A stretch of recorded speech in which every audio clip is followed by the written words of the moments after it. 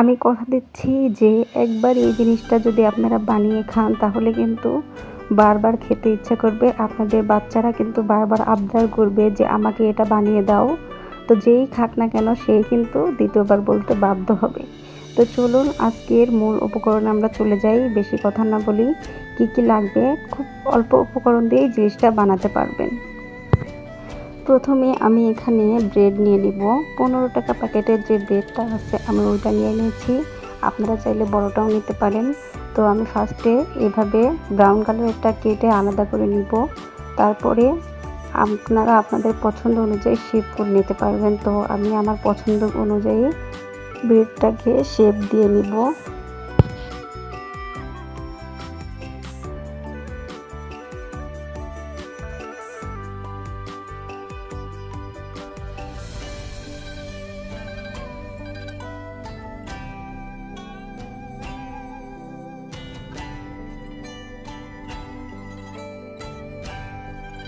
আমি এভাবে সবগুলো কেটে নিয়েছি। এবার চুলায় একটা প্যান বসিয়ে সেখানে কিছুটা তেল দিয়ে তেলটাকে গরম করে আমি ব্রেডগুলোকে মিডিয়াম আঁচে ভেজে নিব। আমার ভিডিও যদি ভালো লাগে অবশ্যই আপনারা লাইক করবেন, কমেন্ট করবেন, সাবস্ক্রাইব করে পাশে থাকবেন। আর যদি কোনো ভুল ত্রুটি হয়ে থাকে অবশ্যই ক্ষমা দৃষ্টিতে দেখবেন।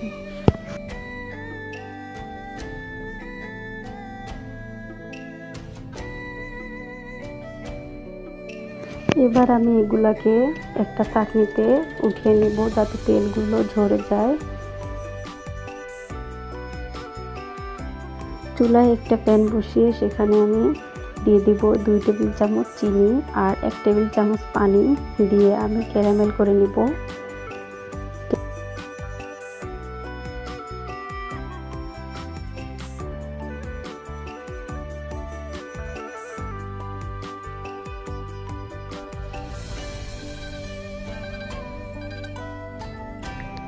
এবার আমি এতে দিয়ে দিব 1 কাপ তরল দুধ। এবার এটাকে ভালো করে একটু জ্বালিয়ে নিব, যেহেতু কাঁচা দুধ ছিল তো আমি ভালোভাবে জ্বালিয়ে নিব। এবার আমি দিয়ে দিব 1 টেবিল চামচ কনডেন্সড মিল্ক। এটা দিলে কিন্তু আলাদাভাবে আর চিনি দেওয়ার দরকার নেই। যদি আপনারা চান হাতের কাছে কনডেন্সড মিল্ক না থাকে তাহলে কিন্তু আপনারা চিনিও দিয়ে দিতে পারেন।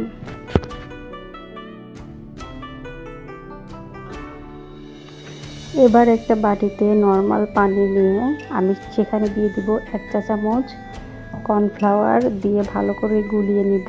তারপরে আমি দুধটার সাথে ভালোভাবে মিশিয়ে আমি জাল করে নিব। এই সময় চুলার আঁচটা কিন্তু কমিয়ে রাখতে হবে, না হলে দলা পেকে যেতে পারে। তো আমি 2-3 মিনিটের মতো জাল দিয়ে জিনিসটাকে একটু আঠালো করে নিয়েছি। এটা আমি একটা ক্রিম বানিয়ে নিলাম।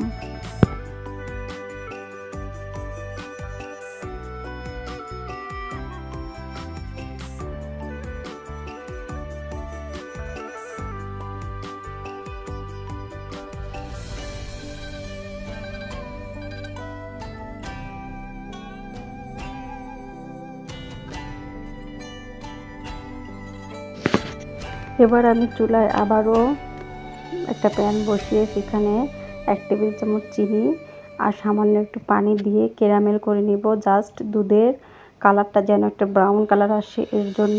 তো আমি এরপরে দিয়ে দিলাম 1 কাপ তরল দুধ।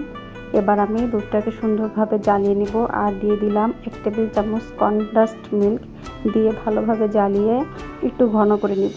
ব্যাস, ঘন করে নিলেই রেডি, আর কিছু করার দরকার নেই।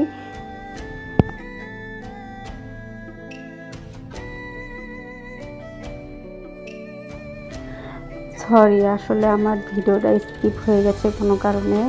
তো আমি যে ব্রেডটা ভেজে রেখেছিলাম এই ব্রেডের ভিতরে আমি ক্রিমটা দিয়ে 2টা ব্রেডকে একসাথে করে নিয়েছি এবং বাকি ক্রিমটা আমি উপরে দিয়ে দিলাম যাতে আরও টেস্টটা বাড়ে।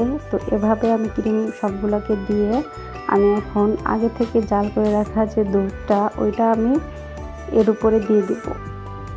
আর এটা অবশ্যই নর্মাল ফ্রিজে রাখবেন, টেস্টটা আরও বেশি আসবে, যেহেতু গরমের সময় ঠান্ডা জিনিস খেতে ভালো লাগে। তো আমি এটা দিয়ে দিব। দিয়ে দেওয়ার পরে রেস্টে রেখে দেব 10 মিনিটের জন্য নর্মাল ফ্রিজে। বাইরে রাখলেও কোনো সমস্যা নেই, ফ্রিজে রাখলে টেস্টটা একটু ভালো আসবে। তো ফিরে আসছি 10 মিনিট পর।